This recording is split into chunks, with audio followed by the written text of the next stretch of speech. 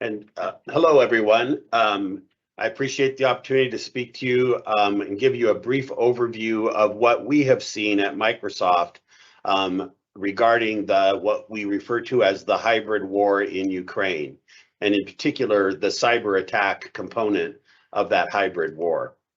And I'm going to talk briefly today about the hybrid war, about the way in which we've seen cyber and kinetic attacks coordinated in Ukraine, briefly about what we've seen relative to the organizations within Russia responsible for the attacks, lessons learned, and then address influence operations and their important role in the conflict, an area in where we are continuing to learn and invest, and I'll talk about that briefly. So the war, as was just mentioned, really began on February 23rd with this very significant attack against a number of computer systems in Ukraine using wiper malware, targeting more than 200 different systems. Initially, they were targeting government agencies, the financial sector, and especially the IT sector, and those IT companies responsible for support of government and critical infrastructure workloads. And that was what we saw in the initial round of attacks.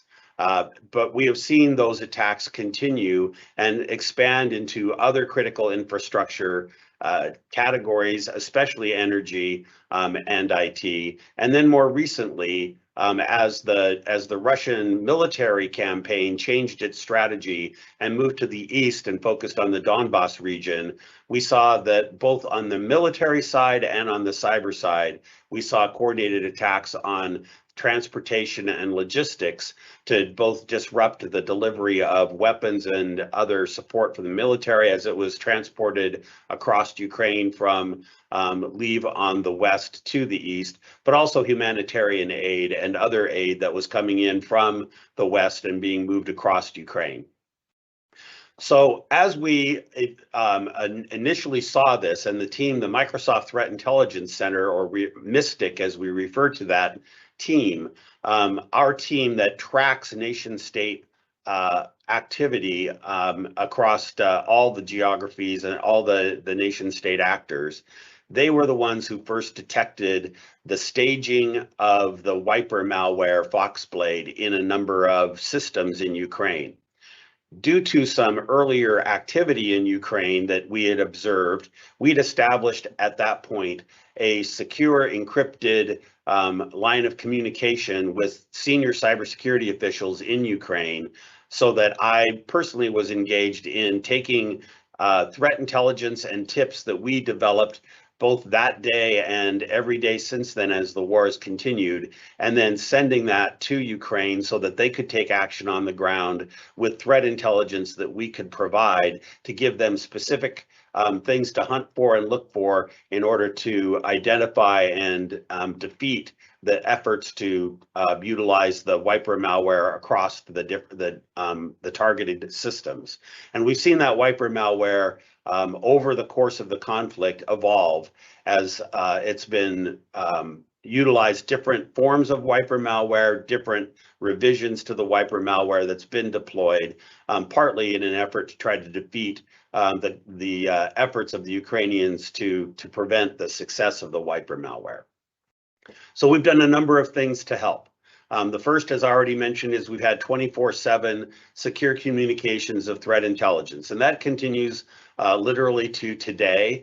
While the pace and the volume of attacks has decreased over time, it surged again a little bit after the repositioning of forces to the east. It's calmed down a bit again now, just in terms of volume, but it continues. And while we saw a lot of correspondence between the cyber and military attacks, and I'll come back to that in a minute, over time, more recently, we've seen more opportunistic cyber attacks that seem less coordinated with the military objectives that Russia is pursuing in the east, and that seem more coordinated with their overall efforts to dispirit the Ukrainian people and the Ukrainian government. One of the other things we did was we offered to scan, use the technology that we'd acquired with RiskIQ to scan across all the government networks looking for unpatched vulnerabilities. And we used the 15 most frequently utilized vulns according to a list created by the CISA organization in the Department of Homeland Security. We scanned for those 15 vulnerabilities across all the government systems and provided a report to the cybersecurity officials so they could take action to patch those systems against those vulnerabilities. And then again, a few weeks ago, the government asked us to rerun that scan to see how well the various agencies across government were doing in their patching. And we did another scan and gave them that report, which showed that they were doing okay across about 50% of government agencies, but they still had work to do. And the cybersecurity officials found that scanning to be an incredibly helpful addition to the support we were providing. And then, and also quite importantly, we also have deployed what I'm referring to here as technical countermeasures, where we, with the permission of the Ukrainian government, we reached into government machines and some critical infrastructure machines across Ukraine to modify the code on those devices in order to block the techniques that the wiper malware were using in order to wipe the machines that were being targeted. One of those, we published a blog. We were public about one of those countermeasures. The other two that we've deployed since then, we've not been public about for the obvious reason that we don't want to tip the adversary as to exactly what we've been doing in cooperation with the Ukrainian officials.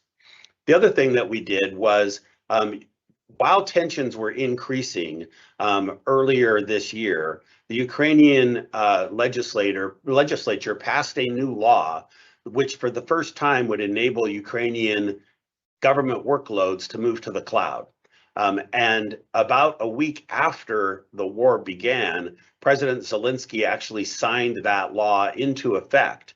And we and others rapidly moved to help Ukraine move their government workloads to the cloud. We've worked on, the last I heard, it was 10 of the 11 government ministries we'd successfully moved to the cloud. Not all those ministries are using their cloud capabilities. Initially, some are still using their on-prem, but they've got cloud as a easily utilized backup. Some of them are actually using their cloud instances. But there was very clear understanding by the Ukrainian government that this was a step they needed to take to ensure that they would be able to defeat the Russian cyber attacks. We're also supporting war crimes efforts. Amal Clooney in the United Nations and another organization that are working to gather information about war crimes. And we're supporting that effort in a number of ways, including storage of data and other technical support for the war crimes effort. And all up, the technical and financial assistance, including just pure grants of money from Microsoft and our employees that we've provided to Ukraine, has now exceeded $260 million. So one of the things that has been reported in the press as this conflict has gone on was that the cyber component of the attack, of this hybrid war, was not being successful. And there was speculation that perhaps that was because the A team from Russia was not engaged. In fact, this war, the cyber component has been intense and relentless. And if you've been on the ground and part of the cyber team in Ukraine, you definitely feel that. And one thing that is clear is that the A team is very much engaged.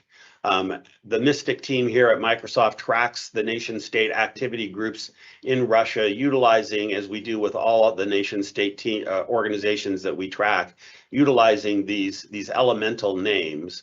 And if you're familiar with our prior reports or with the nation-state actors from Russia, you will see here all of the A team listed and all of these organizations we've observed being engaged in supporting the Russian war effort in Ukraine. and most especially Iridium, as you see there associated with the GRU. Iridium is the same organization that was responsible for the NotPetya malware attack in 2017, and they're primarily the organization that is involved here in developing the wiper malware that is being deployed in Ukraine.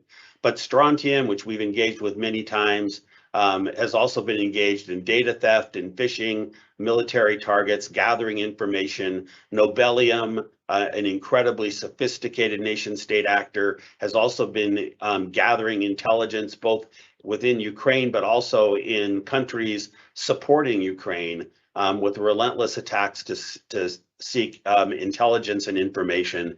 And these other organizations have been involved as well. What we have seen in Ukraine is that while in many cases the Russians have been successful and their wipers have caused destruction of systems within Ukraine, there's two things. One, with our assistance and with their own preparation, the Ukrainians have been resistant to those attacks. Our ability to provide the threat intelligence that we've been providing has sometimes helped the Ukrainians stop a wiper attack that was being staged in a system before it was actually initiated. And the other intelligence we've provided, the threat intelligence, has helped them find and defeat a wiper attack that was underway. In addition to that, we think that the countermeasures that we've deployed have been successful to a reasonable degree. And when you add all of that up, overall defense has been beating offense in Ukraine, at least so far. But of course, the conflict continues. The Ukrainians have to continue to defend, and we continue to support their efforts. I mentioned that in our view and our analysts' view, this is very much a hybrid war. And often, as the war has proceeded, we've seen coordination of cyber attacks and military attacks. Now, some have said, as we've written about this and as we wrote our most recent report, that we don't have evidence to support the coordination conclusion that we've reached. And it's absolutely true. We are not a national intelligence gathering agency. We don't have assets on the ground, spies that can help us determine that there's actual communication between the military commanders and those who are leading the cyber effort. But I think that this information, as described here on this map, shows the clear circumstantial evidence that leads us to the conclusion that there's been coordination. Because again and again, across Ukraine and across military objectives, we've seen coordinated cyber attacks or espionage efforts at the same time. And that includes early in the conflict, there was a significant effort by Russian military to either seize control of or destroy the media assets of Ukraine in order to try to control the messaging being provided across Ukraine. And in addition to that military effort, we saw cyber attacks, both efforts to take control of networks as well as wiper attacks on media or companies and assets across Ukraine.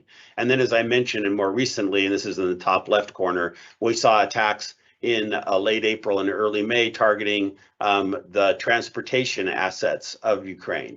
And this has continued on as we've seen ongoing attacks in country. So some of the early lessons that we've learned, and I'm moving through this relatively quickly, and I certainly would encourage any of you with greater interest to take a look at our June 22nd report. It's easily available on Defending Ukraine. It also refers to an earlier report in which we go through more of the underlying factual information that supports our conclusions. But one of the important lessons is how critical it became to Ukraine to move their compute to the cloud, both for cyber purposes and for physical security. We learned from a Ukrainian ministry official that one of the first cruise missiles launched by Russia was targeting the government data center, where most of their critical government workloads were housed. And that was one of the factors that led to President Zelensky signing the new law and the rapid move of government workloads to the cloud. When your data is distributed outside your country and in multiple different locations, it's much harder for the adversary to physically attack that data. And when it's in the cloud, you gain all the security benefits that we or any other cloud provider can offer in the cloud, which is a significant advantage. Trying to combat an adversary with an on-prem system is literally hand-to-hand combat, where the adversary has much greater tools than you'd have on the defense side. The other lesson here was how critical infrastructure, and especially IT companies and organizations, were key targets by the Russian cyber attacks. As I mentioned, we're seeing that defense has so far beaten offense, and the protections enabled by Microsoft Defender and the investment we've made in monitoring Russian threat actors by the Mystic team and my organization here at Microsoft have been key to our ability to help Ukraine in its efforts to defeat these cyber attacks. And I also must give credit to the Ukrainians, because they clearly, through many years of being the cyber attack pincushion of the Russians, they've developed some very well established processes for responding rapidly to cyber attacks, to reestablishing their systems if they have been compromised, and to working closely between government, their CERT organization in Ukraine, and the private sector. We have seen since the movement of the Russian military effort to the east, we've seen an increase in Russian espionage by those key actors across the border countries. And we are notifying the appropriate officials there when we see that activity, and also engaging in espionage activities against NATO and Western countries supportive of the Ukrainian war effort. And we've seen sophistication and impact of Russian influence operations, which are a critical component of the overall effort here that must not be discounted, and I'll talk about that momentarily. So while we have referred to in the reports the hybrid war of combining the kinetic war with cyber attacks, something that continues as this war goes on past now its 6-month anniversary, we also have begun to investigate the impact of Russian cyber influence operations. And we've observed those operations with several different goals. One is to influence the perception of Ukrainians as to the success that Ukraine is having in defending against the Russian attack, and trying to influence the view of the Ukrainians to distrust their government and their government response to the war. We've seen influence operations seeking to influence the perception of Russians, as the messaging and the control of the messaging within Russia paints a much different picture of the activity in Ukraine than the rest of the world is seeing. And then we've seen influence operations seeking to influence the perception of the Ukrainian conflict around the rest of the world. And I'm going to show you a few initial examples of some work that we've been doing on that, and how troubling and concerning the Russian influence operations are, and why we need to think about that as a key component of hybrid conflict, as well as nation state influence going forward. So I showed earlier the chart of the Russian government organizations involved in the cyber operations. And you will see here that many of the same Russian ministries are also engaged in influence operations, but others are engaged as well. And this is a chart of those activities and the kinds of influence operations that we've seen them engaged in that have been attributed to these various ministries within Russia.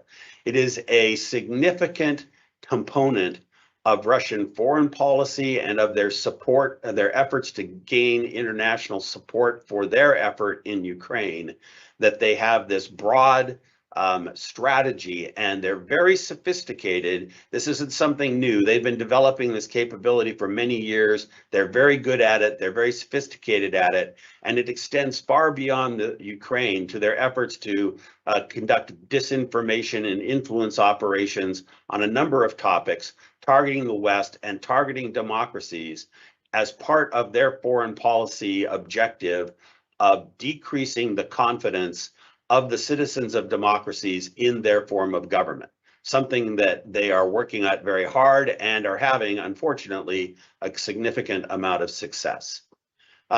So one of the things that we did with the AI for Good research lab in the CELA department, in which my organization is located, is they took a look at something that they have called the Russian Propaganda Index.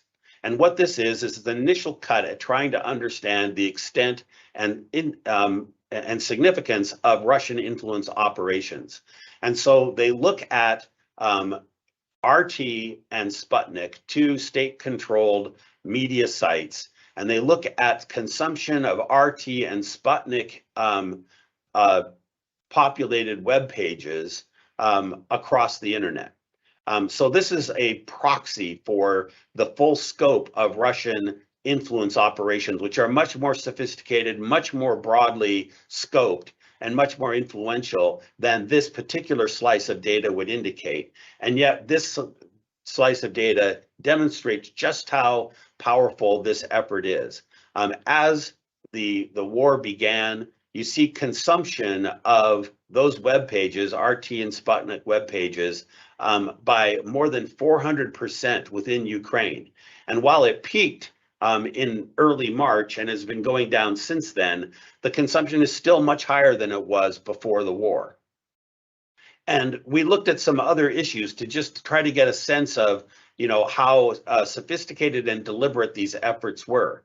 And if we looked at English language outlets for RT and compared it to what they were saying in Russian relative to coronavirus and the effectiveness of vaccines, you see dramatic differences in the messages that Russian state-controlled media present to Russians, or at least to those they're communicating with in Russian, where the effectiveness and importance of vaccines were heavily reinforced, as compared to English, where they reinforced, negative messages and conspiracy theories in their communications. Russian propaganda also within the US is higher in the Spanish-speaking population. Now, it's important to recognize that the efforts of the Russian influence operators are global and in multiple languages and in outlets around the world. And this is just one slice that our team looked at to try to see if we could see any difference with the Spanish language consumption in the US and English language consumption in the US. And you see significantly greater spikes of consumption of RT and Sputnik sites in the Spanish language in the US than in the English language. And in fact, that's not limited just to the US. RT in Spanish is the international news outlet with the highest amount of page views and Facebook followers. And our data science team was able to determine that there are countries in South America, for example, where RT is the most consumed source of news as compared to any other single news source. BBC, CNN, they are all dwarfed by RT consumption in that part of the world. And why is that important? Well, one reason it's important relative to Ukraine is because while the United States and our allies in Europe and those countries outside of Europe and the US, the countries that are supportive of the Ukrainian defense against the Russian war, there's a very clear message and a very clear understanding among the citizens and government agencies that Russia is in the wrong and Ukraine is the victim of this war that needs to be defended. That's a very clear understanding, and it's been the result has been a great deal of Western support for Ukraine.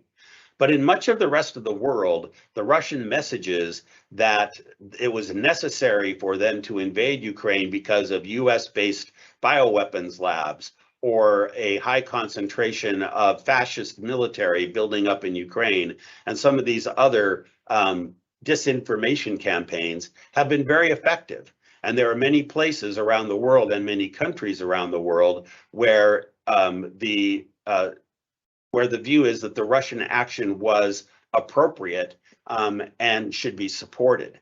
And that has led to interesting conversations in international fora such as the United Nations, where there are very strong differences of opinion relative to this war. So what are we doing about it? Well, Microsoft, as we've dug into this issue and as we've looked at the influence and the power of foreign influence operations on the understanding of critical issues like COVID-19 vaccines or other issues, or the accuracy and reliability of the voting process in the US and other democracies.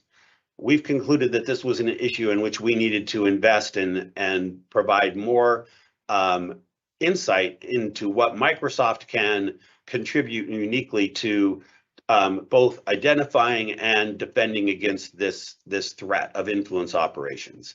So we identified and acquired a company called Maburo, which specializes in identifying and attributing foreign influence operations and operators.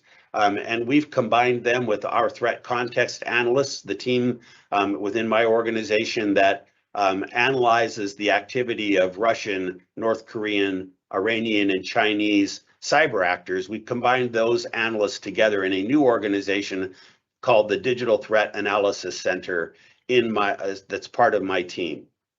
And that team is going to continue to hunt for, track, investigate for its influence operators and work to see where and in what ways those influence operations are combined with cyber attacks, malware threats, and cyber espionage attacks by nation state operators. And we're going to follow the basic approach to this that you see outlined on this slide: detect, defend, disrupt, and deter.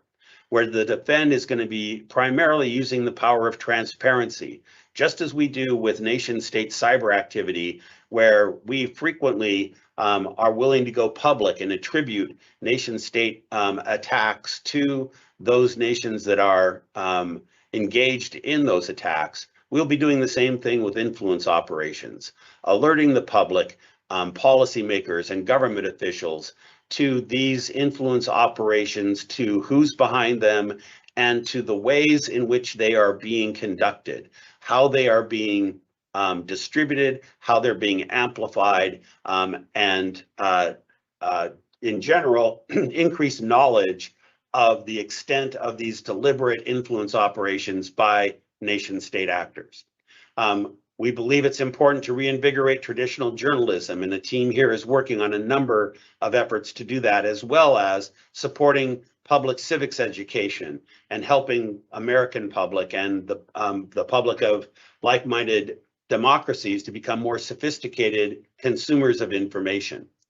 We'll be looking for means to disrupt this activity, just as we do with nation-state cyber actions, where we have used both legal and technical means to disrupt and seize the infrastructure being used by nation-state actors in cases involving actors from Russia, China, North Korea, and Iran. We will be looking for similar legal and technical means to disrupt the means by which these information and influence operations are being conducted, as well as look at ways to choke off the financial supply that is supporting these efforts. And finally, we will seek to deter this by strengthening and extending our work to advocate for and advance the adoption of international norms that govern nation-state behavior in cyberspace in an enforceable way, something that my digital diplomacy team works at in global capitals around the world as we seek to advance these conversations and adopt these new rules.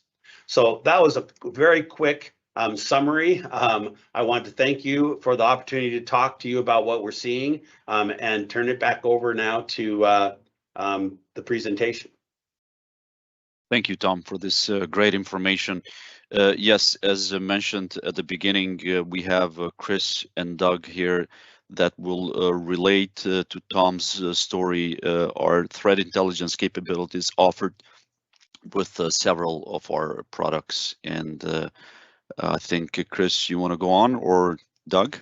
Yeah, definitely. I'll definitely go on. Thanks, Val. Thanks, Tom. Tom, thanks again for the great report. One of the things that I do want to focus on just quickly on, you mentioned a great point, and that is that targeting government agencies and critical infrastructure was a main point or top of mind during this time period. Also, moving government and critical infrastructure to the cloud was very essential because now we're actually reducing the attack surface on premise. And this is where a tool like Microsoft Sentinel really comes into place, because now we are able to move off the on-premise hand-to-hand combat, and we're able to use the power of the cloud and the power of shared responsibility to ensure that we can actually focus on security instead of focusing on the onboarding SecOps tasks that we currently have.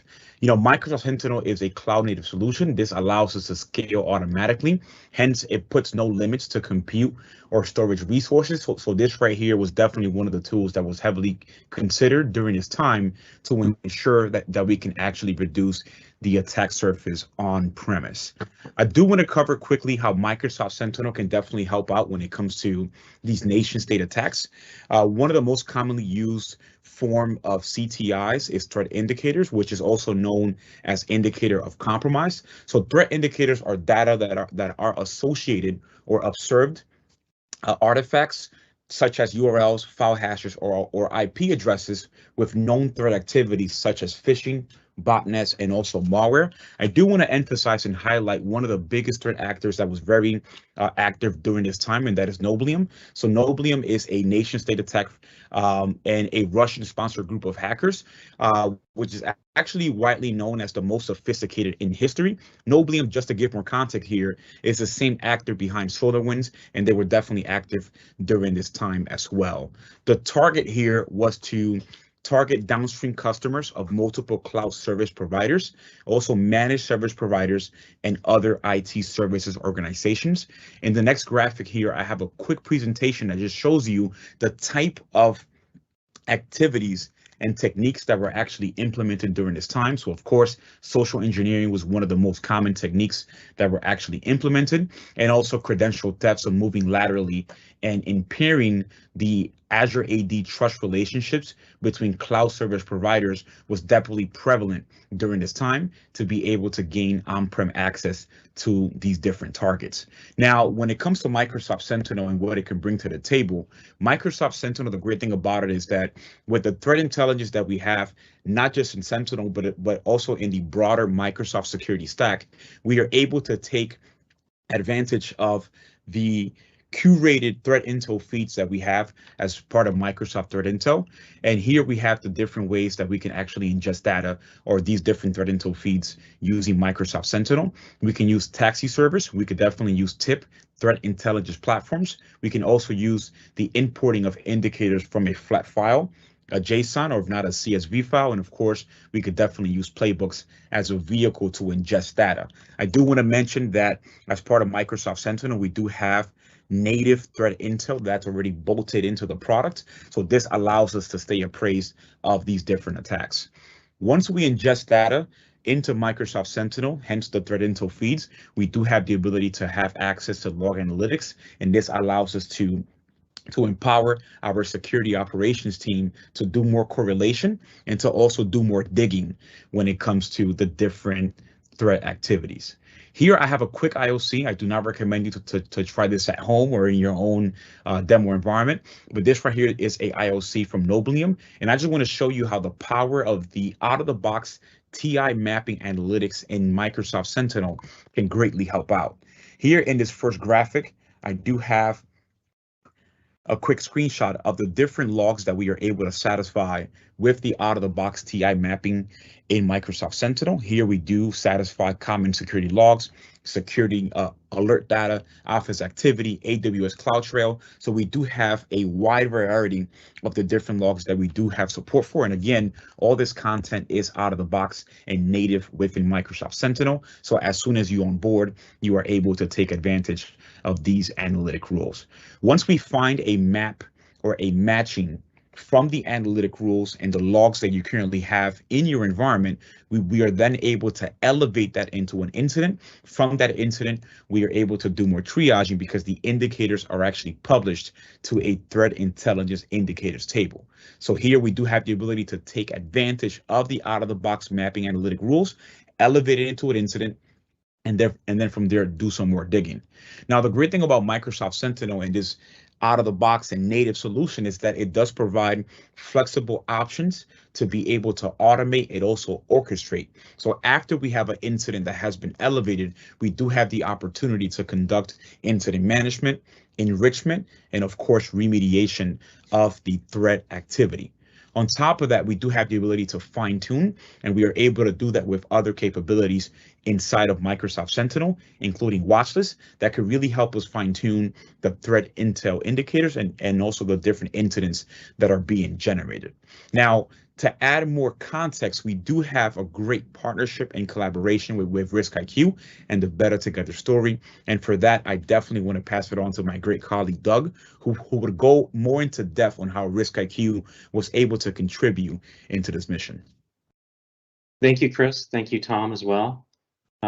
As I get started, I do want to call out a couple things that stood out to me as Tom walked through his presentation, right? One of those notions is the kind of power of defense, particularly proactive defense. And there's some principles within that defense that are applicable not only to Ukraine, both its public entities as well as private infrastructure, telecommunications, data centers, service providers, et cetera. But they're also applicable to the rest of us, right? Whether we're a large enterprise, a small nonprofit, and in between. One of those principles is understanding who might want to attack you, like what threat actors are going to be interested in you. Just conceptually, there's a number of ways to get this type of data. Obviously, the best and most relevant source is going to be an understanding of the types of attacks and attackers who are attacking you today. And the data sources are going to be your own security controls, reviewing your own incidents and intrusion analysis, et cetera. Other sources could be open source intelligence. Some of you may be members of ISACs, which are information sharing communities around the world as well, which are also valuable sources, including in addition to peer-to-peer sharing with others in your industry. And the final category would be commercial, right? And this could be a combination of threat intelligence providers. It could be premium threat intelligence or something that's just included, as Chris noted, with some of the threat analytics at Sentinel in your primary security controls today. What you choose is largely going to be tailored on your own attack surface, right? So things that are going to shape that are geography, where are you located, geopolitics, what's happening in the world around you, such as in Ukraine, as well as industry. So for today's example of how we can put that first principle, the understanding threat actor, in place, I started with just a blog. This is an open source blog from Malwarebytes describing Woody Rat. I took one of the indicators in here, which is a file hash. I did what many security analysts are going to do today and took a look at some basic telemetry. This is part of a phishing campaign, right? So some of the contacted domains you'll see here are Microsoft telemetry.ru, telemetry.ru, which is Russia, .ru.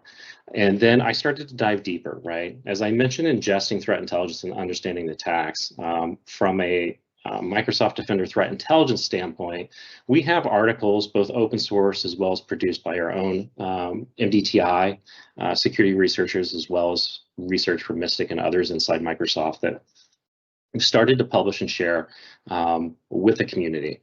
So we already have an article in here, and as Chris noted, the articles within Defender Threat Intel will automatically be consumed if you're running that Microsoft Intelligence Threat Analytics inside Sentinel. You'll benefit from that immediately if there's a detection with something that you're consuming into your log analytics. However, that doesn't stop the story, right? For many of us, we recognize that while basic consumption is important, many times it's important to exceed that in how we investigate and understand threats, particularly as we move into the realm of threat hunting or more proactive tracking of specific threat actors in campaigns.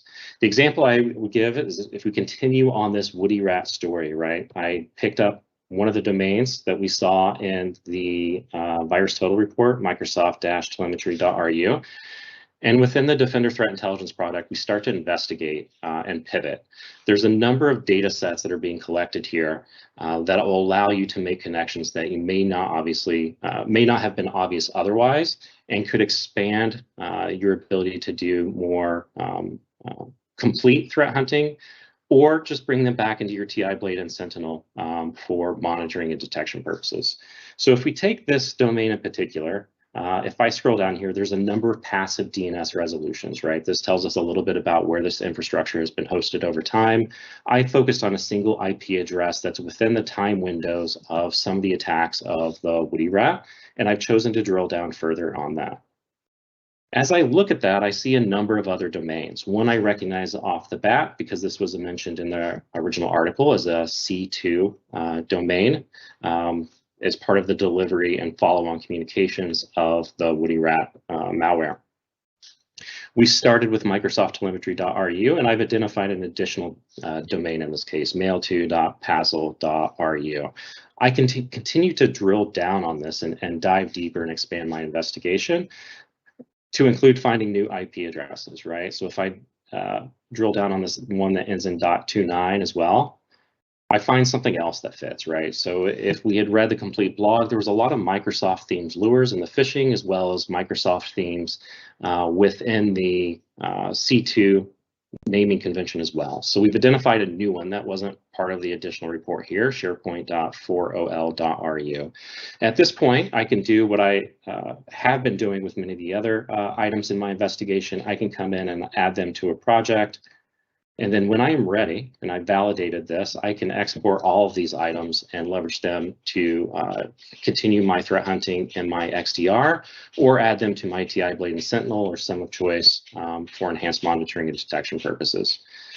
So that's principle number one, understanding who's going to attack you and continue to monitor them, right? So as we add them to projects, for example, we can also set monitors to that. So as the infrastructure changes, particularly if this is an ongoing campaign and they stand up a new domain, I may be notified of that before it's actually even used in the attack. So there are proactive benefits to doing this.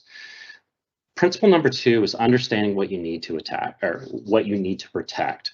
One of the key concepts that RiskIQ brought into Microsoft as part of our acquisition was this notion of external attack surface management. This, in its most simple form, is understanding what you as an organization or entity look like from an attacker's perspective. You can also extend that out to what do your third-party partners and suppliers look like from an attacker's perspective, and how might that relate back to you from a vulnerability perspective. This is really an unmanaged versus managed story. Many companies struggle just managing their own assets, but there are other issues involved here as well, right? As Tom noted in his conversation, there's the idea of understanding not just what you have, but where is it? Is it on premises? Is it in cloud? Is it multi-cloud? Do you have redundancy and continuity in place? Who are the third-party partners? What's my software supply chain look like, right? Chris mentioned SolarWinds and Nobelium. This is a great example of understanding, being able to quickly get to an answer, is SolarWinds in my environment, is critical. You can ask that of your known assets, but many organizations have additional assets that they may not be aware of or are lack management, right? Maybe they don't have primary controls, maybe they're operated by a third party on your behalf. Regardless, it's important to have a mechanism to understand what you look like. So what I'm showing now is a view of some dummy data, a fictional company within Defender External Attack Surface Management. Within that, you'll see a makeup of what we think you look like. This could be very high level. It could be much more extensive, and probably is, than what you think your digital footprint or what your digital domain looks like. And then we can break it down to surface key things, right? In this view, we're looking at attack surface priorities. We can drill down further on this, right? So if it's a specific vulnerability we're interested in, I can dive in this, read more about the vulnerability, and then quickly get a view of where that vulnerability may be present in my organization, and then further understand if it is under management or not. And if it's not, I can make a risk-based decision on what to do about it. Do I need to deploy an agent, whether that's an endpoint agent or a cloud workload agent there to protect it? Do I need to perform some type of patch management? Really, it's about informing those risk decisions. And it's not all about vulnerabilities either, right? So we do have a dashboard around OWASP top 10. We've got GDPR. We've got some just general security posture type perspectives that we can provide, such as when do you have domains that are expiring? Are those potentially a vulnerability if someone wants to come in and register behind them because it's lapsed? What about SSL certificate management? There are a number of items here that all come into play. And additionally, misconfigurations, right? Just because something has been deployed correctly and doesn't have vulnerabilities, did you mean to expose it? Is there a control panel that is internet facing that you were unaware of? Are there items that should not be exposed to the internet that should be behind a firewall, et cetera, that should not be? So this is really about visibility. And with that, I will stop. I do want to thank Chris and Tom and welcome your questions. Thank you so much, Chris and Doug. And yeah, let's just, although the team has been answering the bulk of the questions, so thank you for that, Fanta and the rest. We do have some themed questions that goes to Tom. I have the first one for you, Tom. So what's your advice to countries who want to prepare for situations like what Ukraine is facing? Well, I think there's a number of things. The first is the importance of moving, important workloads to the cloud. And for countries, you have to think about your government and the government services that are critical to both defending against attacks as well as providing support to your citizens, as we saw those, especially those government agencies who provided fundamental services to citizens were among those that were attacked by the Russian cyber efforts. So you really need to move to the cloud. As you just heard, our ability at Microsoft, and frankly, it's true of all cloud providers, the ability to provide security and rapidly respond is much greater in the cloud than can possibly be done on premises. And that's a clear lesson from what we've seen in Ukraine. But then in addition to that, it's the deployment of the sophisticated security tools appropriately, the things that you just heard described by Chris and Doug as great examples of that. Fundamental there's still a great deal of importance on fundamental cybersecurity hygiene, utilizing multi-factor authentication, utilizing zero trust in your environment. These, basic cybersecurity hygiene that we've been talking about for some time, patching your systems, scanning to make sure that across major networks of many government agencies, for example, to see whether you have done a good job with patching. Because what we see, even in Ukraine, even with these very sophisticated attackers, the way they get in is still largely through identity compromise. And whether that's password spray, brute force attacks, occasionally it's the use of unpatched vulnerabilities. But the basic ways in which these nation state actors get into your network in the first place are well-known techniques that can be largely defeated by good cybersecurity hygiene. And then more sophisticated efforts you can defeat by moving to the cloud and utilizing the excellent security services that we have available. And then the last part, which is really important, is Ukraine clearly had a well-established communication and trust network between their government cybersecurity officials, the Ukrainian CERT organization, and the private sector, so that threat intelligence could be rapidly shared and acted upon across these domains, even in times of war. I mean, we had occasions where we had communicated threat intelligence to a particular private sector target. When we hadn't seen any activity taken, we followed up to make sure that the private sector organization had received the information that we were providing about the threat that they were under. And the response was, yes, we understand, but we don't have any time. We've got tanks outside the gates. And that really brought it home to me that in Ukraine, this truly was a hybrid war. And so preparation in advance through great communication, through basic cybersecurity hygiene, by moving to the cloud, are really the keys to success. Thank you for that. Here's the next one. This goes to Tom, to you, as well as perhaps maybe Chris and Doug can chime in. So because Microsoft's product offerings are so broad, we have a threat intel across the whole technology stack in a way no one else does. How has that helped in this situation? Well, I'll answer the first part of it, and then I'm sure Chris and Doug can supplement. But you know, we talk about more than 40 trillion signals coming to Microsoft from our global ecosystem every day, and it's those signals that the Mystic team can hunt in to see the adversary activity, and so that provides Microsoft with this unique resource and capability to help protect our customers by tracking these nation state actors, by seeing what they're up to, and by communicating that information to our customers when we see them threatened or compromised by a nation state actor as part of our nation state notification process that we engage in. And so the breadth and wide popularity of our products itself returns to the advantage of our customers because of this insight and visibility that we get, that we can then utilize to hunt for and identify adversary activity.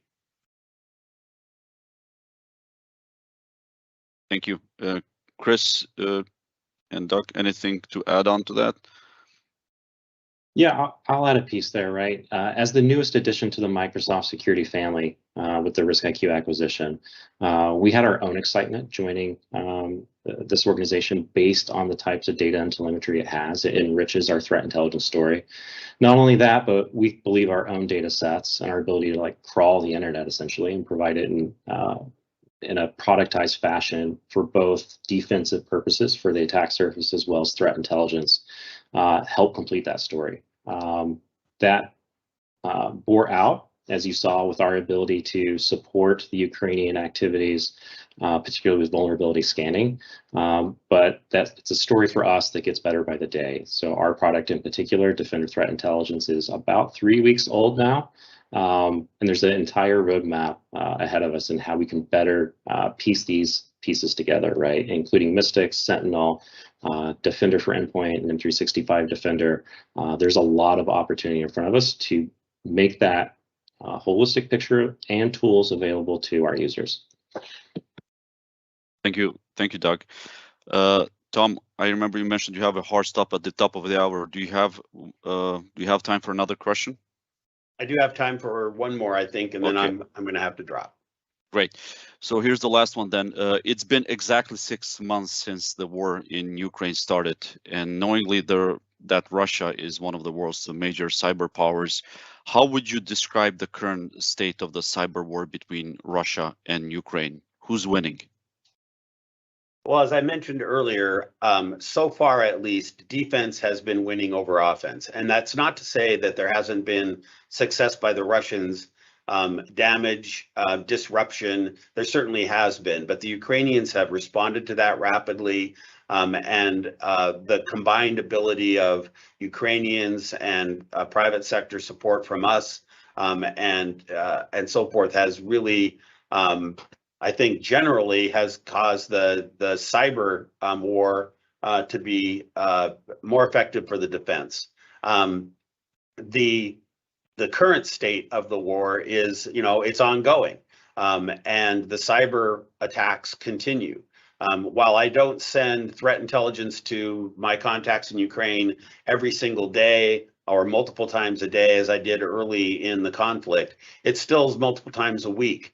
And so there are ongoing cyber attacks occurring, and the nature of those attacks continues to evolve. And so we have to stay vigilant and continue to support Ukraine, and Ukraine needs to continue to stay vigilant as well to stay ahead. And then the other part of it, as I mentioned, is we are seeing ongoing espionage activity at potential targets in border states and in those countries that are supportive of Ukraine's war effort. And as the conflict continues, as the impacts of the economic sanctions continue to grow, we could very well see Russian activity targeting the US or border states or other governments or organizations supportive of the Ukraine war effort. So we are watching closely for that. We have good connections with the cybersecurity officials in those countries and with NATO, and we will be doing everything we can to be prepared in case the scope of the cyber conflict begins to extend outside the borders of Ukraine. Thank you so much, Tom, for this great information. And thank you, Chris and Doug, and the rest of the team who helped with the questions. I would like to remind the listeners that Tom Burt will be back with us on October 6th, presenting on Microsoft's Digital Defense Report. And I'm also working with Doug on scheduling a webinar for Defender Threat Intelligence and the Defender External Stack Attack Surface Management. And when ready, I'll publish the details on our landing page at aka.ms WAC security community, which, by the way, is a great place to visit. This way you don't miss any future webinars or major announcements. So please take a minute also by submitting your webinar feedback at our short link at aka.ms WAC security webinar feedback. Thank you all for being part of our community, and thank you for joining us on webinars like this, and we hope to see you next time. Goodbye.